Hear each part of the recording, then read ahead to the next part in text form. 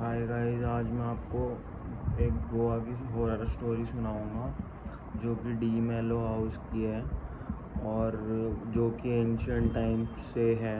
और आपको तो पता ही गोवा बहुत ही ज़्यादा फेमस है पार्टीज़ के लिए, बीचेस के लिए, और वहाँ बहुत ज़्यादा सुकून है। और वहाँ पे बहुत ज़्यादा लोग बीचेस पे टूरिज़म के लिए जाते हैं। और लेकिन वहाँ पे साउथ गोवा में डी मेलो हाउस है जो कि एंशियंट टाइम से है। तो वहाँ पर एक फैमिली रहती थी जिनमें दो भाई थे, पीटर और एंथनी। तो वो दोनों भाई बहुत ही खुशी से रहते थे पहले टाइम में। तो एंथनी की जो वाइफ थी, एक दिन उनके बीच में लड़ाई हो गई कि ये प्रॉपर्टी डिवाइड होगी तो फिर दोनों में सेपरेट हो जाएगी। तो इस चीज़ के लिए उनमें लड़ाई हो गई। फिर उसके बाद एंथनी की वाइफ थी, वो उसको छोड़ के चली गई। उसके बाद थोड़े टाइम के बाद उन दोनों भाइयों में बहुत ज़्यादा लड़ाई होने लगी। और उसके बाद एक दिन एक ऐसी चीज़ हुई जो कोई सोच भी नहीं सकता। एंथनी घर में बैठा हुआ था तो पीटर ने उसका मर्डर कर दिया। और जो कि बिना बात के उसने उसका मर्डर कर दिया, बिना कुछ सोचे समझे, और उसमें एंथनी की डेथ हो गई। तो उसने उस बात को छुपाने के लिए पीटर ने अपने घर के पीछे ही अपने गार्डन को थोड़ा सा खोद के और उसके अंदर एंथनी की बॉडी दफना दी ताकि किसी को पता ना चले।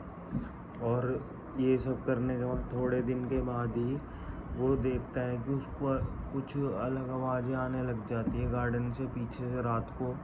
और वो चैन से नहीं रह पा रहा होता है और वो बार बार कोशिश करता है ये सब चीज़ें ना सोचे, लेकिन वो चीज़ें उसके पास सुनाई दे रही होती हैं। और अब वो थोड़े दिन बाद बीतते हैं जब, तो उसको एंथनी भी दिखने लगता है और वो बहुत ज़्यादा घबरा जाता है और वो डिप्रेशन में चला जाता है। उसके बाद पीटर सोचता है कि मैं तो ऐसे नहीं रह पाऊँगा और ना जी पाऊँगा। तो फिर वो सोचता है मैं भी सुसाइड कर लेता हूँ। तो पीटर वहीं जाके गार्डन में जहाँ पे उसने अपने भाई को दबाया था वहाँ पे जाके सुसाइड कर लेता है। और अब वो हाउस अबंडेंट हो जाता है और वो खाली हो जाता है बिल्कुल। और कई लोग वहाँ से जाते हैं। तो फिर वो उस घर के पास से जब जाते हैं तो फिर उनको उनकी स्पिरिट्स दिखती है उन दो भाइयों की।